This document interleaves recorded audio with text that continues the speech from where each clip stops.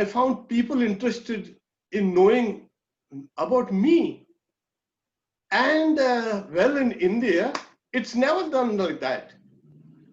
Everybody, when they ask about a particular individual Swami, we always speak about our gurus. Okay. Because ultimately, we understand after years and years of spiritual practices that all the knowledge that we have ever acquired is due to the grace of the guru, of the teacher. So about me, no. About my guru, yes. However, like I said, it's just 1.5 years since I have arrived in the US. And before I could do that, I was the head of the Ramakrishna Mission Center in Kanpur. That's in Uttar Pradesh, that's in North India, for 4 years. And before that, I was an editor of Prabuddha Bharata. That's a magazine that Swami Vivekananda started when he was in the US here. So I was there for 4 years in Mayavati, that's in the deep Himalayas. And before that, I was a teacher, rather a kind of a, they say, acharya, in the Belur Mutt, where we train young brahmacharis, the young novices. So I was there. And before that, I was for some years in Kolkata, in a kind of various capacities. What is important is, we work in different capacities as the work of the Lord. That is important. And my guru is Swami Bhutesh Ananda. We always use the name of the guru in the present tense. Okay. And as we know, he was a disciple of Swami Shardananda. And as we know, he was a disciple of Sri Ramakrishna. So what happens is that there's a certain kind of element of connectedness. In one place, Shankaracharya says, even if a person has known the scriptures, but if he does not belong to a tradition, that person's knowledge is half-baked. So it is these traditions, these long ancient traditions. And for us, we know that these traditions are extremely ancient. And through a succession of teachers and disciples, this spiritual knowledge is coming down to the earth. In the 4th chapter of the Bhagavad Gita, Arjuna, he asked Sri Krishna that you say that you were the teacher of yoga at the beginning of creation, but I know you, that you were born the other day. And then the Lord says that I have been born many times, and so have you. I remember all of them, you don't. So the originator of these traditional spiritual knowledge are the long succession of gurus. So I have been fortunate to be in this long tradition, and it has helped me in various ways. The power of the Lord comes through these gurus, and then, as we know that, like now I'm participating in the Zoom meeting, that implies that I will be speaking their language. So about me, Swami Satyamayananda, that is okay. I think this is enough for an introduction. Usha. Okay, so we will start with a chant and then we'll proceed to the main body of the talk. And as some of the members have joined in a little late, there will be a QA after the talk. That will last for about half an hour. Yam Brahma Varunendra Rudra Marutaha Stunvantu Divvai Stavai Vede Sankhya Padakramopanishadai Gayanti Yam Samaga Dhyanavastita Tadgatina Manasa Ashantiyam Yogino Yasyantam Navidu Sura Suragana Devaya Tasmai Namaha. This verse appears in the Srimad Bhagavatam. The translation is: salutations to that effulgent being, whom Brahma, the creator god, and the other gods praise with divine hymns, whom the singers of the Sama Veda glorify, and the repetition of a particular order along with the Upanishads, whom the yogins realize through deep meditation with their minds wholly absorbed in that deity, and whose extent neither the gods nor anyone else can know. So it is praising this infinite God through which people have been worshipping through various means. The topic today is the science of chanting. In those who are familiar with the Vedanta Society of Southern California, especially Hollywood here, is every morning we chant a prayer by Sri Chaitanya. The beginning, first two lines is, chant the name of the Lord and His glories unceasingly, so the mirror of the heart may be wiped clean, and quench that mighty forest fire, worldly lust raging furiously within. O name, stream down in moonlight with the lotus heart, opening thyself to knowledge of thyself. So these are the first lines. This was a prayer written by Sri Chaitanya. It is called the Shiksha Ashtakam. Now when you see the first line itself, chant the name of the Lord and His glories unceasingly. Well, it means on two levels. When you chant it on the conscious level, this conscious act, or the conscious, you can say, karma, goes down and becomes subconscious. 90% of our lives is actually subconscious. And what is the subconscious? It is nothing but thoughts, words, and deeds which have been performed on the conscious level. They have gone and become subconscious thoughts, impulses, and this is what actually molds us, guides us, orients us.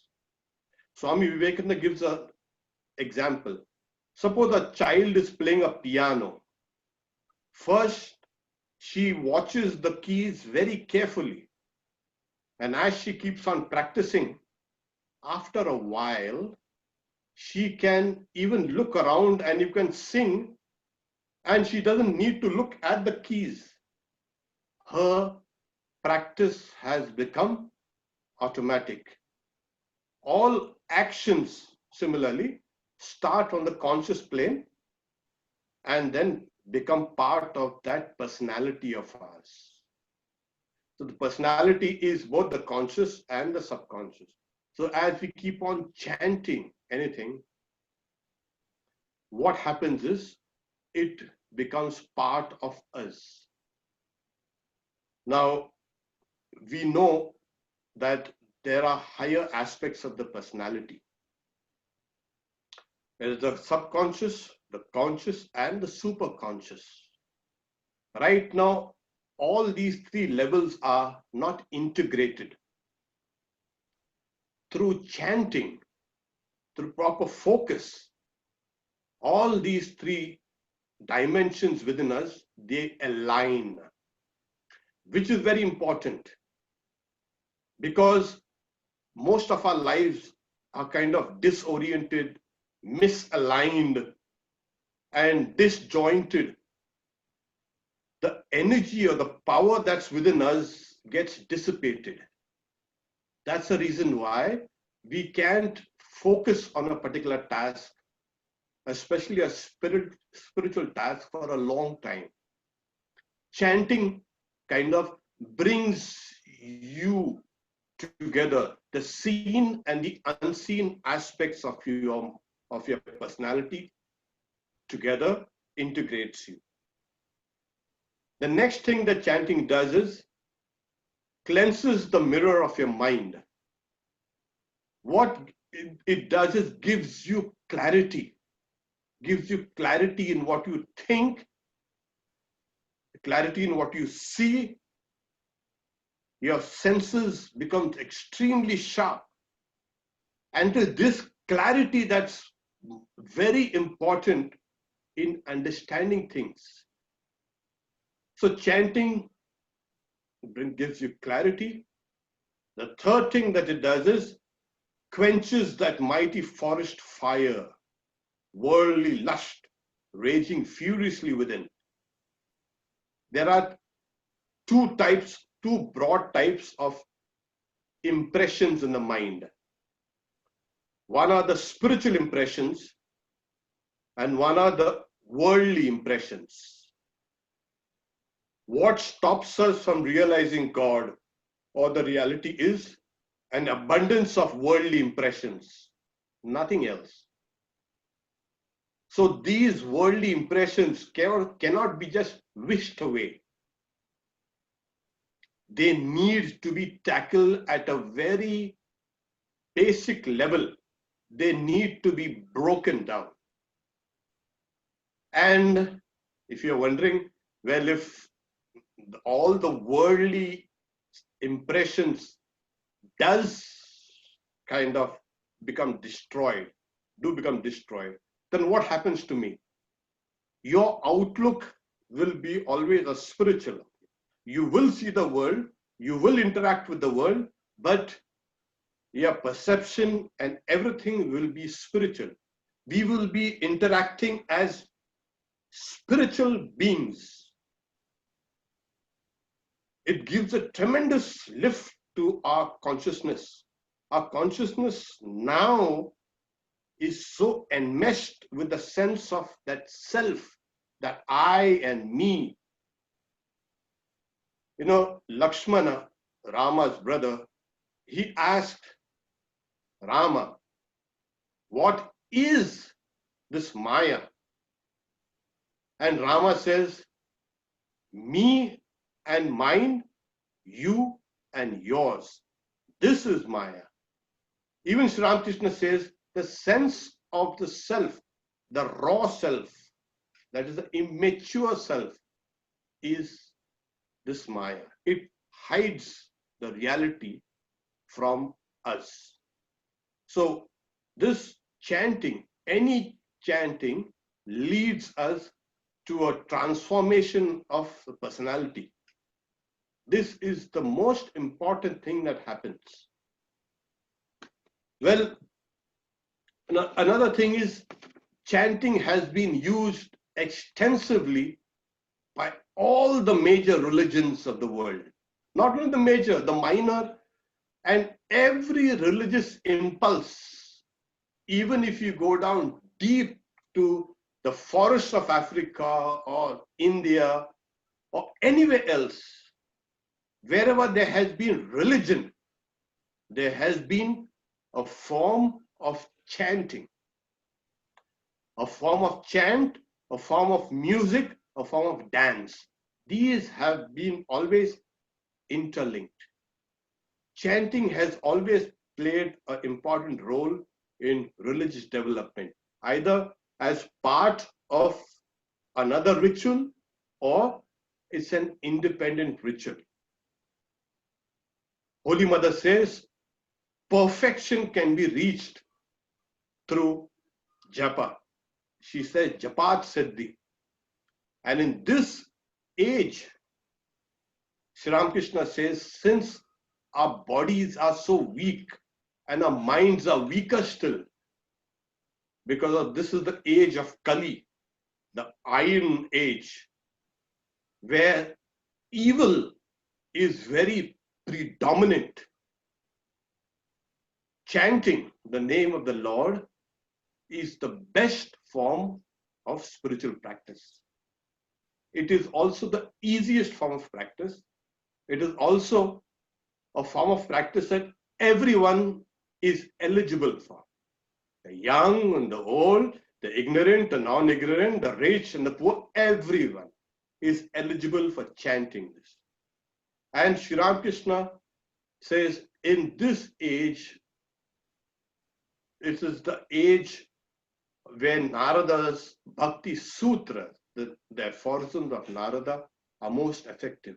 Devotion is extremely important and also effective. So the very basis of the Bhakti Sutras, the aphorisms on Bhakti, is nothing but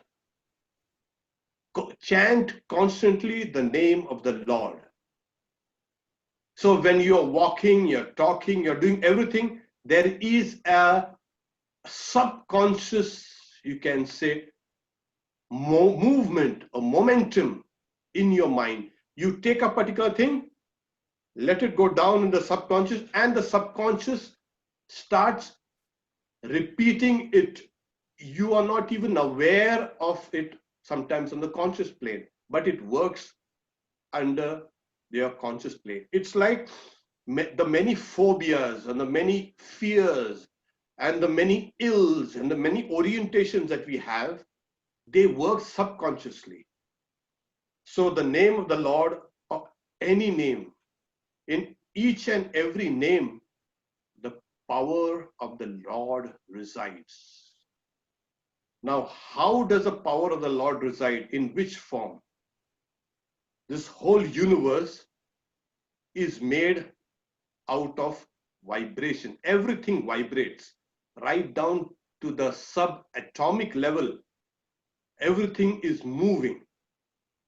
And this movement is spandana, vibration. It is sound, nada.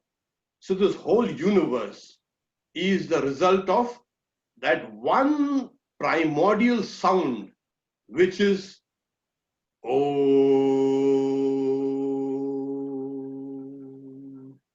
And all sounds merge and emerge from it. The whole universe emerges from this magnificent vibration. It emerges, manifests, and then again merges back into what is called the bindu, the silent aspect of that sound. So sound has the visible and the invisible, the audible and the inaudible. So it goes back into that bindu. The whole of creation emerges from this. There is that primordial residue of that vibration still within us. And the very grossest level of vibration is this speech that you are hearing. It is a sound. It's called a vaikari. It's a grossest. Below that, it's called a madhyama. where the thought emerges. It is not yet articulate, but it emerges. And much below down there is the Pashyati, the first movement of vibration. And then still deeper, it comes down to the Para. So we have 4 levels. We are on the grossest level, and then the higher aspect or the subtler aspect is the Madhyamad, subtle. And then we have the causal aspect. And then still deeper, we have something called the great causal aspect, Mahakarana. So everything, we are actually rooted in that great cause. We have somehow forgotten our own moorings. We are floating down without a clue to where we are going. If we can discover our roots, if we can go back to from where we emerged, the power of the universe will flow through you. It's as simple as that. Let me repeat it. The power of the universe will flow through you, because all of us are conduits to that, for that. And that's the reason why this can be attained simply by japa, by chanting. As on the physical plane, like suppose somebody takes up the chanting, maybe a Buddhist chant, maybe a Christian chant, we have something like the Jesus prayer, or we have the Gayatri Mantra, anything. It doesn't matter at all. So the first articulation is around here, around your face and mouth. As you keep on chanting, as you keep on repeating that, it goes deeper down here. You feel those sounds emerging deep down from your throat. This is that, you can say, Vishuddha Chakra. This is a chakra. And as you keep on chanting, it gets deeper and deeper and deeper. It goes to the subtler and subtler level. You feel it is emerging from your heart. And if you have attained to this level, nothing in the universe can ever shake you out of this. But then there is another level. You can go down deeper, and then you will feel everything coming out from the navel, from your navel. So on that level, it has become so subtle, so fine. Every chakra or every lotus that we have on this, you can say, on the spinal column, has a different mantra and a different color. So if we can understand the color, what's a color? It is that rate of vibration that gives us its color. What is color? It's nothing but vibration. What is sound is nothing but vibration. What you are listening is just a vibration. And your brain is translating these vibrations, these sounds, into something coherent, a coherent knowledge. We attach meaning to it. So the mantra shastris, that is the experts in mantras, they say that there are 3 aspects to each vibration. The first, the vibration, the sound, the meaning, and then the knowledge. Knowledge flashes. So it technically is called Shabda, Artha, and Jnana. Shabda is a vibration, the gross vibration. This vibration, this sound is associated always with the meaning. Table, chair. When you hear the word table, a book, you immediately know the meaning of that sound. But there is another aspect which is called jnana, knowledge. Knowledge flashes. So these three aspects, the sound, the meaning aspect, and the knowledge aspect, they flash. And that flash is called sphurana. Sphurana is that which manifests, which lights up. So this knowledge lights up something that's within. And as you keep on chanting it with the understanding of the meaning, that knowledge keeps on flashing within you. And it is this light that is revealing more and more of your own infinity. So you must understand that you have a body and you have a mind and you have something more of a deeper mind, or the causal mind. And behind all this is your real, you can say, being, the Atman, the Jivatman. So this chanting, as it were, leads you down these layers one by one, deeper and deeper and deeper within you, until you meet or you have encountered your real self. And that is what the Chaitanya says, opening thyself to knowledge of thyself. It is called Swasamvedya. You know yourself. You know it. There is no shade of a doubt. Nothing in this universe can shake this knowledge. This knowledge is called Paroksha Jnana, immediate knowledge. There is no need for senses or mind for this knowledge to be confirmed. It is self-affirmative. It is, you know it. When you see an aspect of God or realize aspect of God, you don't go and ask 20 people, is this right? You know it yourself. So this knowledge, which is there as a kernel within you, as a kind of a seed within you, is slowly kind of awakened, and it keeps on growing and growing and growing and growing till it reaches liberation. What we need to do is, as we put a seed in the water, in the earth, and you use water and all the you can say soil and all these things to hasten its growth. So also every chant, every mantra, every japa is like a seed which is being slowly being cultivated and letting it grow into a massive tree of spirituality.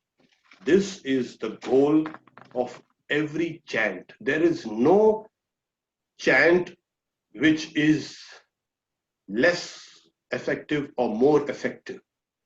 But it is seen those prayers or chants or mantras which have been used by saints, which have been chanted by millions and millions of people for thousands of years, they have a special power.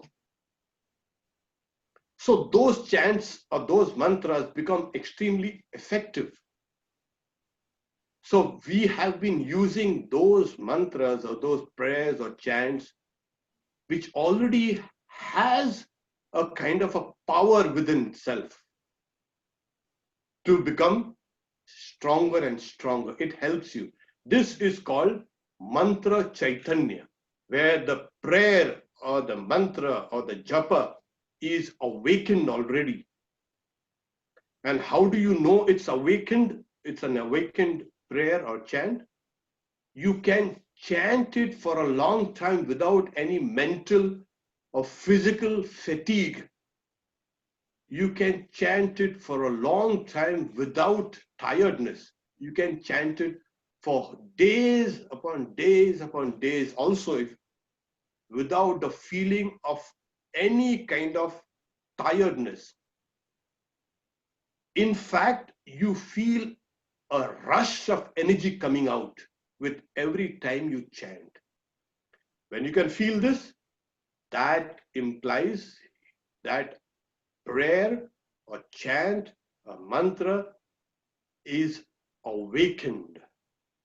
So this awakening comes to each and every one of us through an awakened prayer or a mantra, which has already been awakened by sages and saints and gurus and millions of people chanting it.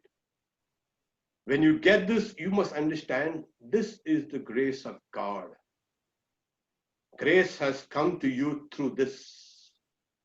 We ask, is there God? A person who chants correctly will never ask this question, because he or she will feel that presence there within you through the unfolding of that light and the power behind those words of God. Okay? And this, what is the goal of human life? As Holy Mother says, yeah, perfection, and this perfection can be attained through chanting.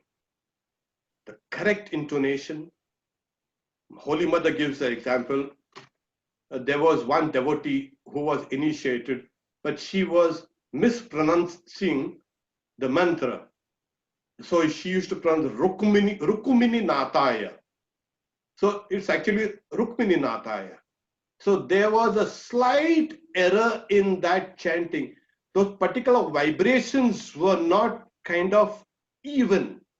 So Holy Mother, the moment when she corrected that, Rukmini Nataya, then the vibrations became perfect, harmonized, and the spiritual, you can say, development kept on taking place. So this is how we slowly reach perfection. Whatever you do, it does not ask who are you. It just says, here is this chant, or here is this mantra, now repeat it this way.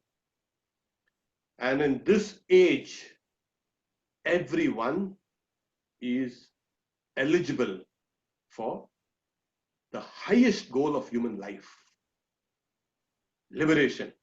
So the goal of human life, Sri Ramakrishna says, is to see God. People say, why? What is that? Maybe we need to sacrifice and renounce and, oh, it's nothing like that. The very fact that you are repeating the name of God, that itself is a form of renunciation also. It's a form of devotion. It is a form of knowledge. And finally, it is a form of yoga. So all the 4 yogas are combined in that single, simple repetition. And perfection is there within. So once you can get this thing right, you become unstoppable. Okay. I'll stop here for questions. Good to see you, Rita. Thank you, Maharaj. Same here. Yeah. Very auspicious day. It's Sankashta Gajanana Sankashta Chaturthi today. Oh, wow. Yes, beautiful. Thank you. Thank you. The talk was quite technical, even though it was only 30 minutes. It's quite very technical, in fact. With respect to chanting Om, you can hear so many different opinions about it. But like you said, every little sound makes a difference. So with Om, there's some, you can find somebody saying, say, ah, ma, etc. But I've heard that in our tradition, Ramakrishna order, we prefer to say Om. But then what is the timing? Om, and then silence. So what is the time limit for that? Yeah. And then how do you take the breath in, pause, and take the breath, say it out? So what is the exact procedure for that? Yeah, thank you. They say that this is you can say, the greatest symbol, Om. But Swami Vivekananda explains it like, it is the most natural sound. When you open your mouth, oh, and the end sound ma is closing when you close your mouth. And the ma sound is nothing but a rolling forward of the impulse. The u, ma is nothing but one continuous sound. There should be no break in that sound. Okay, it should be Om. Now depends on the state of your mind. You can elongate it or you can shorten it, but there has to be no gap at all. Remember, like when you're feeling very meditative, then you will have a kind of elongated Om. Om.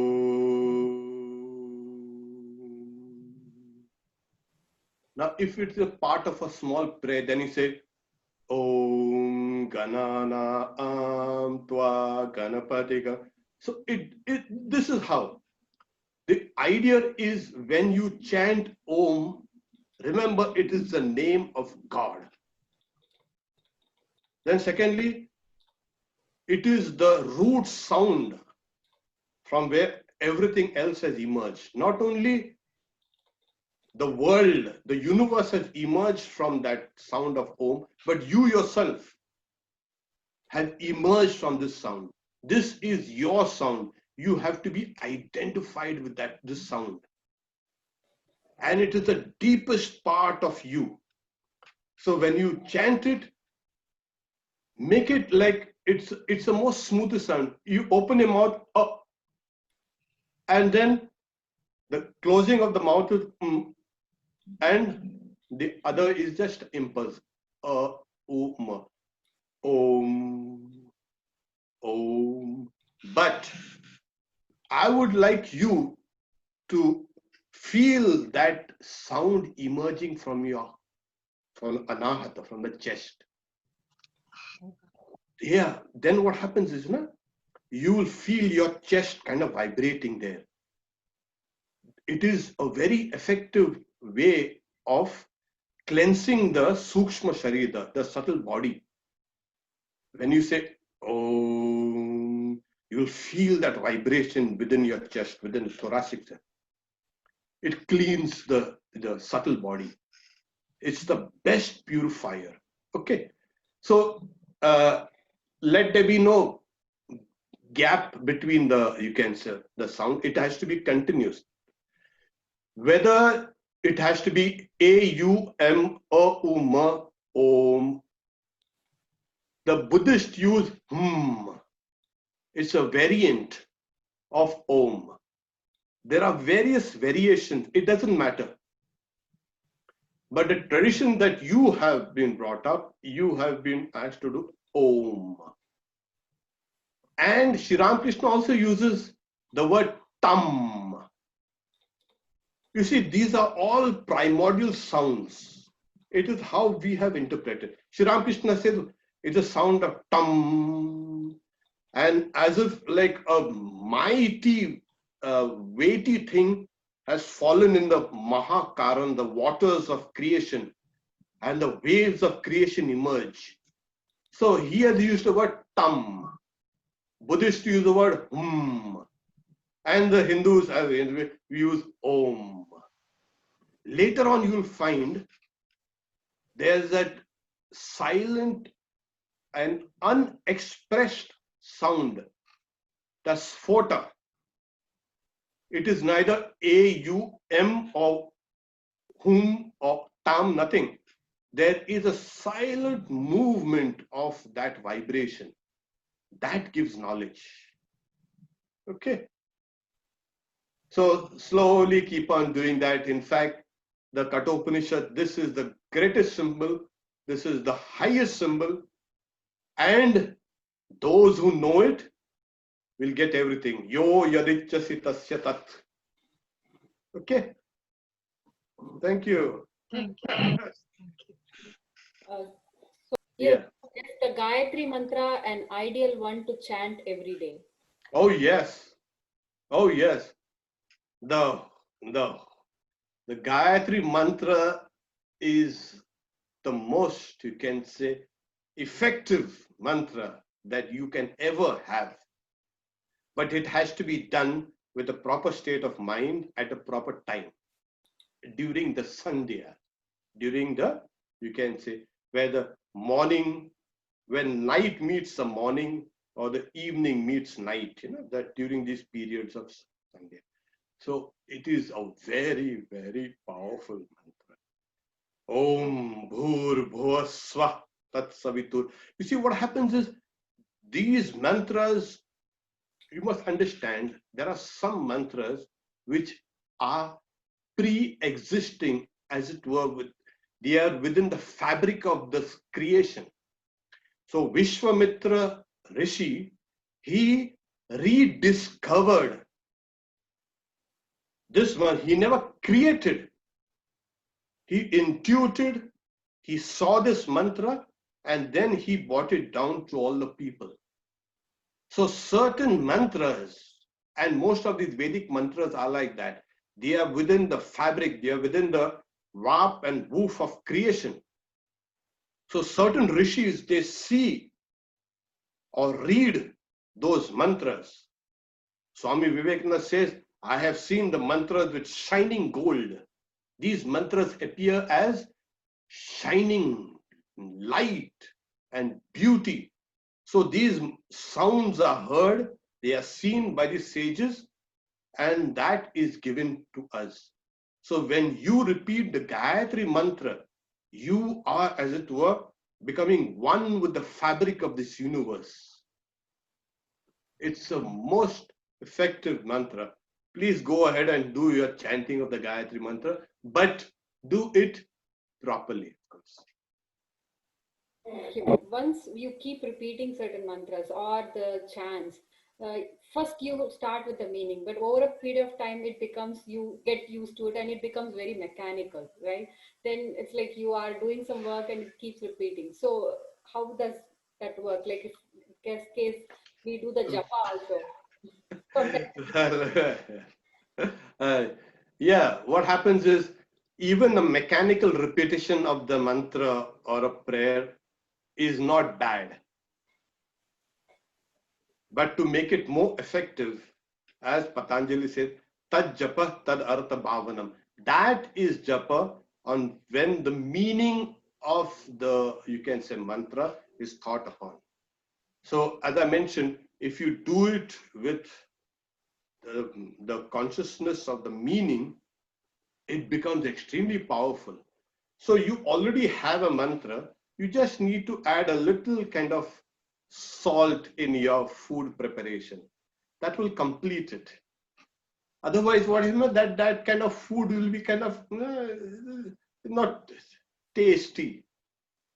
So yes, initially you got to struggle, you have to push and push, but later it becomes automatic. Every time you repeat that mantra, the meaning of it will flash. And if it is not being flashed consciously, you will be able to understand it subconsciously. Okay. It's like, when somebody calls you by your name, okay, you hear the sound. You don't go and jumping and dancing to know what's, hey, it means me and I'm so and so. No, you take it, yeah, fine, it's natural. But you know the meaning of that sound, which is your name. So similarly, as you keep on developing, you will know the meaning of that sound or the mantra or the japa automatically. Though you're mentally repeating it, on the, okay, Om Namo Bhagavate Ramakrishnaya, Om Namo Bhagavate Ramakrishnaya, but then inside you know the meaning. So it's better to keep your mind chanting. You know what happens? The mind has a default mechanism of daydreaming. You've heard of something called a mental chatter? You always keep on talking to yourself. If there's no one around you, you are your best friend or your best enemy. You keep on talking to yourself. So that is harmful. In order to stop that mental chatter, it's better to repeat it, even you can say mechanically. It does have an effect, but if it's done with concentration and with that meaning, it becomes better. Thank you. My question is just the opposite of Rita. You know, I'm not melodious, I'm not technical, I'm not this, I'm not that.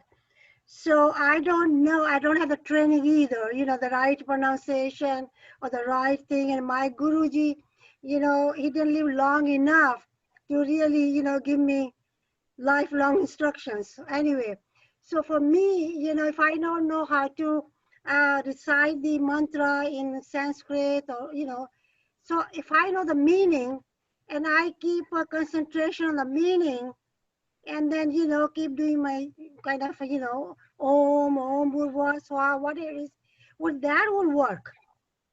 Because God knows whether you call him Baba or Papa or whatever it is, he knows. I'm calling him, no matter what language or what, you know, correctness or whatever it is. I love him, he loves me. That's all it is. So how would you explain? Yeah, why not?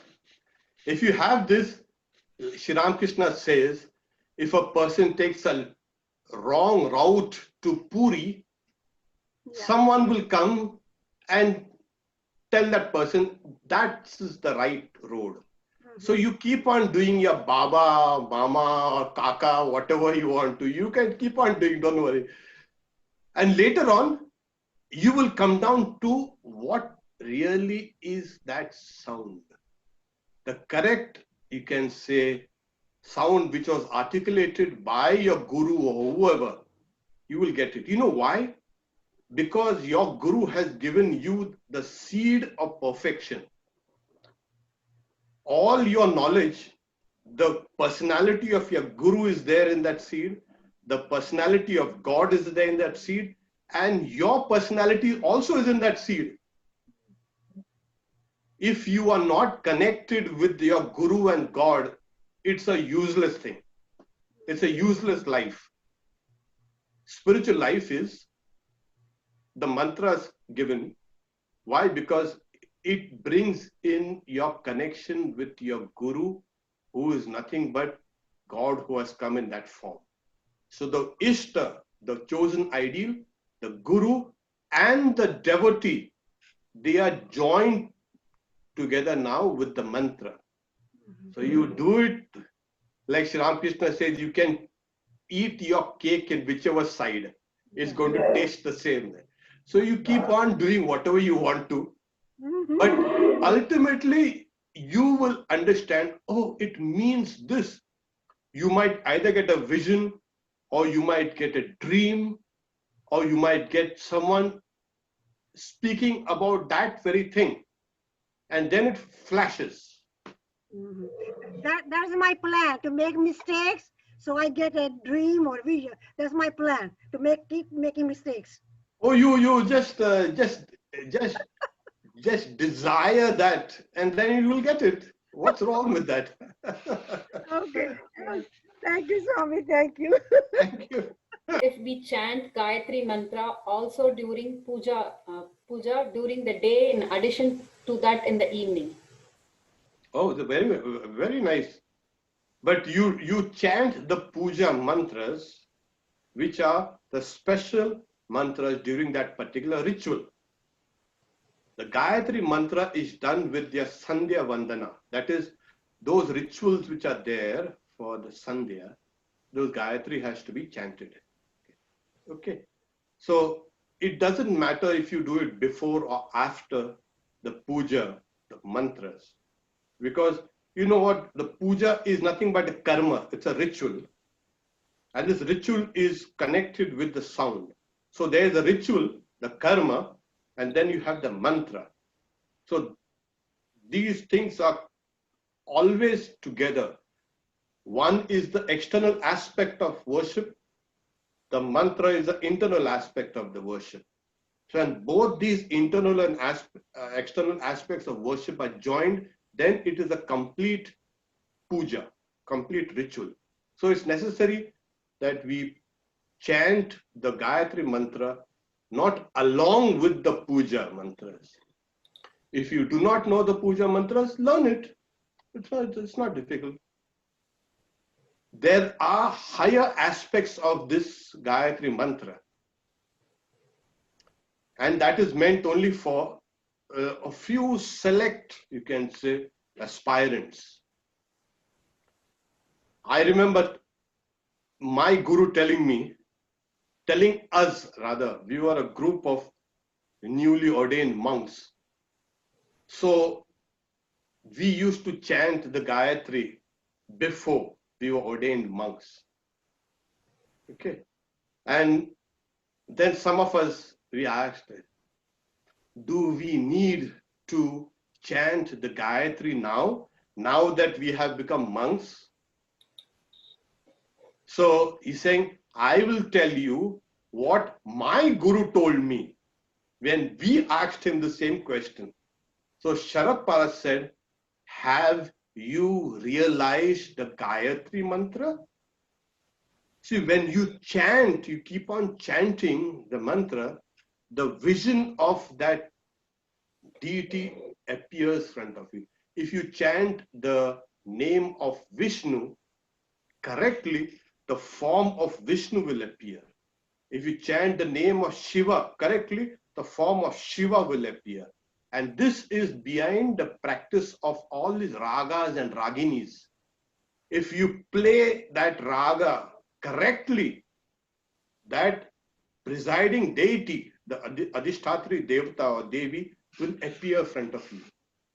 Then you must know that my playing of this raga has become perfect. Okay. So he says, when you have realized your chosen deity, the Gayatri Mantra, then you can stop. Before that, you don't stop. And all of us, oh, we already have so many mantras, and now this also. we thought that we will escape certain things. But no. Then he explained to us, which I'm not going to explain to you now, higher and higher aspects of that Gayatri Mantra. And we are astounded that the mantra does not exist on one level only. It exists on the higher spiritual levels. You know, there is a saying that this Mahabharata of 1,100,000 verses, okay, is on the lowest level. The higher aspect of this Mahabharata is 10 times greater in the Pitriloka, 100 times greater in the Devaloka.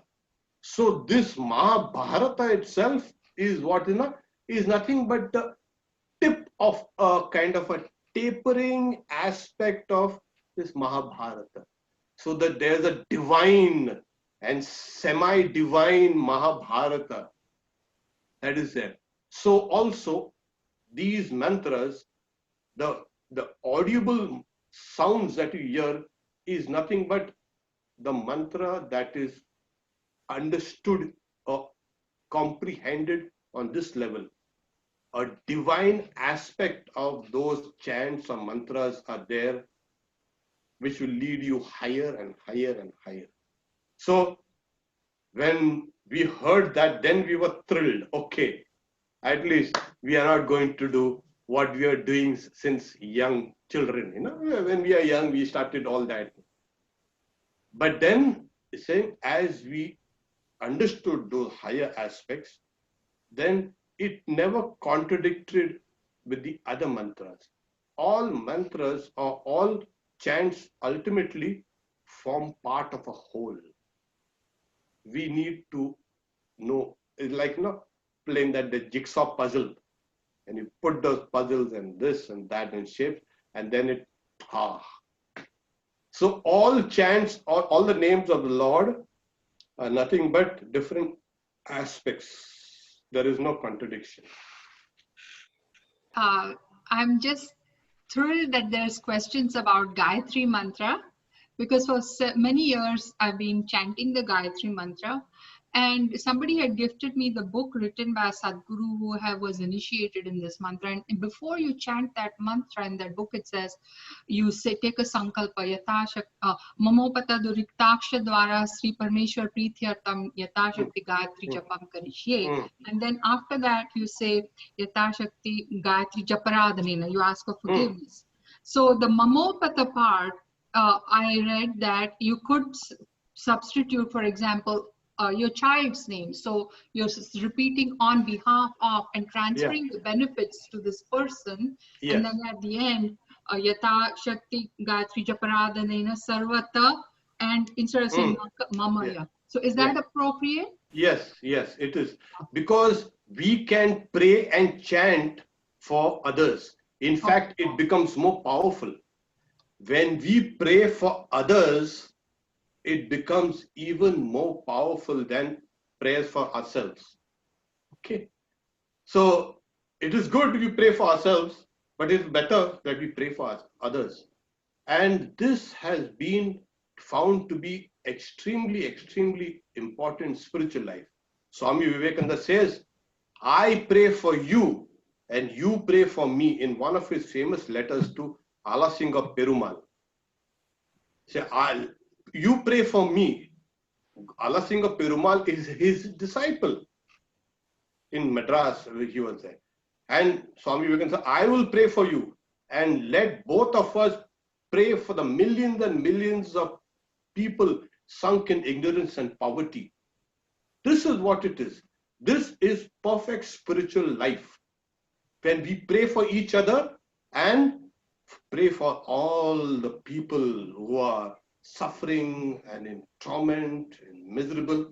The world today is horrible and terrible or whatever because of the lack of prayers, not because people are praying.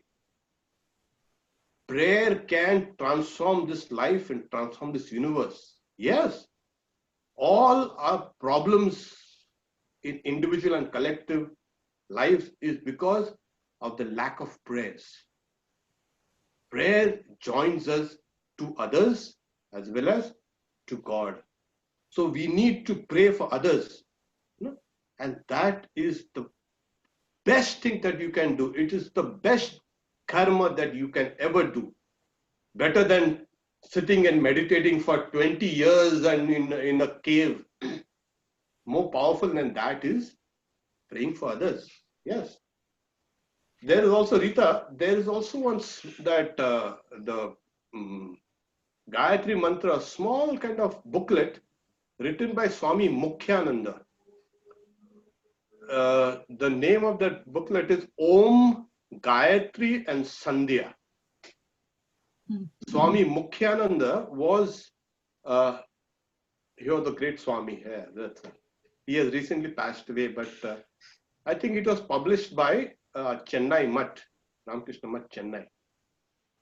You could get it. Om, Gayatri and Sandhya. Okay. So we are done?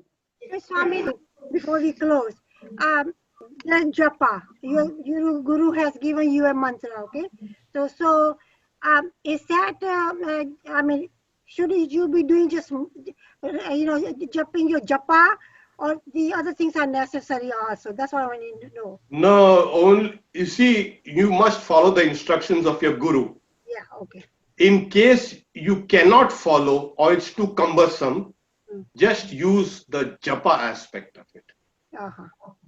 Okay. That itself, like I said, contains a seed of the whole thing. So use that. It doesn't matter. Okay. And yeah. So, yeah, I can. Okay, thank you, Maharaji. My name is Gayatri Mantra, and I would not go on the details. You have just mentioned about praying for the others. Praying for the others, I personally feel it's a very, very wide-ended, very open-ended. I, as a father, I pray for my mom, my wife, my kids, my nephew, my brother-in-law. Oh This yeah, is not really others to me. Okay, yeah. so I twisted in a many different dimension, in because there's so much of upheavals going on. My heart really ponders for the Indian Armed Forces. Honest to God, every day in my prayer, I pray very sincerely for the Indian Armed Forces right now. Okay, and that is what me. So this is what I want to get your buy-in. If the others really mean like the others what we had just discussed, that is to me, honest to God, that is not really others. So others has a many dimension. That is one phase of the question. The second phase of the question is your where is the bound? Everybody's resources are limited. Okay, where is the borderline of work versus the spirituality? Okay, and we can sit across the table and discuss throughout the day, but one harmonic line which is acceptable to everybody. If you Mm. want to discuss a little bit on that. Yeah, this is the problem that we have created. We have separated spiritual life from secular life. We have compartmentalized our lives into this is secular and this is spiritual. The spiritual life was supposed to be from your morning till night, in every thought, word, and deed. You're supposed to be spiritual. There is no such thing as secular work. Work is spiritual. So the moment when you said, what is the limit, what is the line, there is no line. It is an artificial, you can say, line that we have drawn, that I am at office, I am like a big demon. And when I come home, okay, I'm like a god. Okay. Or if I go to the temple, I'm a great devotee. But to my juniors, I'm a tyrant. No, you have to have one continuous uniform idea of work and ethics and morality or thought, whatever. Don't separate this as secular and this is spiritual. See, ultimately, we are all spiritual people. All of us are souls.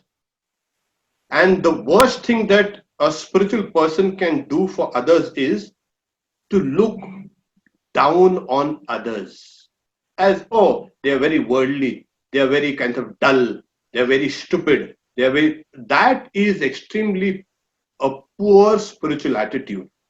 They are also children of God, and I will behave with them with all as children of God, that we are part of a huge family of God. My interaction will be always on that level. So, will my professional life be affected? Will it be blunted? No, in fact, it will become better.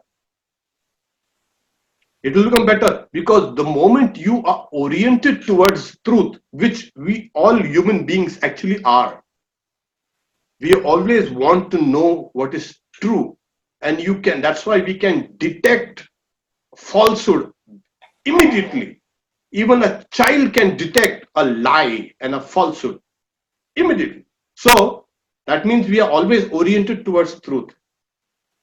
The best way is to treat the others truthfully. Say, yes, we are all children of God. And there you will work for them more. You will care for them more. You will love them more. Whatever they be, whether they are, you can say, ill, they are mentally unstable, they are poor, they are rich, nothing. Your behavior will be a spiritual behavior. And this is important. I would recommend you to read Swami Vivekananda's Karma Yoga, where he speaks about this is a very powerful practice in this age. Through karma, you can attain the highest level of realization without doing anything. Just work. The work is worship. Mm-hmm. So Ray, you keep on doing that and see the transformation. Thank you, Swamiji. Thank you, Maharajji. We did have a chance to speak to you when we visited Kanpur, my hometown. My kids came into you. I have two girls. They attended your outreach program. They had been participating those outreach program, which is What, about 2 years. yeah, what's your daughter's names? Ananya and Anusha, Oh Millie yeah, and Kali, Millie yeah, and yeah, Kali. yeah, yeah, yeah. Right, Now right, I remember. Now You I make remember. Yeah, yeah. Thank you. It's good Thank to you, see you in the US. Yeah. Maharaj. We are in Are they Shanti now. around? Are your Yes, sir. daughters Yes, around? sir. Yes. Pranam Maharajji. Why are you hiding there? I was not hiding. I was just letting my dad ask the question. Okay. Good to see you in the US. Oh, there you are, both are. Huh. I was very impressed with both these girls. Yeah, Ken. There's a lot of potential there. Thank you So so much. good. Stay well and stay devoted to the Lord. Okay. Yeah. Shankara be recited only in the morning and evening or any time that we want. No, you can repeat it anytime you want, but when you do it in a kind of anustatri, that is in a formal way, you do it in the morning and in the evening. And also in the afternoon also, you can do it in the afternoon also. So, but then let it be a kind of a constant flow there. There is great potential there within that. So it does, the mantra, there are some mantras which are very specific. Some mantras have to be chanted at night. Some mantras have to be chanted during the day. That's why Vedic mantras were chanted mainly during the day, because the Vedic rishis, they were the worshippers of Surya and the day and all these things. The tantric mantras are more effective at night, and that's why we have those bija mantras. They say it's more effective at night. So tantric mantras are more effective after sundown. Vedic mantras are more effective in the day. So that's why all their puja, etc., is done during the day. All the Vedic goddesses are worshipped during the day. Saraswati and Durga and all their worship. And tantric goddesses like Tara, Kali, they are worshipped at night. So it is the worship and the mantra becomes more powerful during that time. But it doesn't matter, as you keep on repeating whether it's powerful during this time or no, keep on doing it. Maharaj, Namaskar.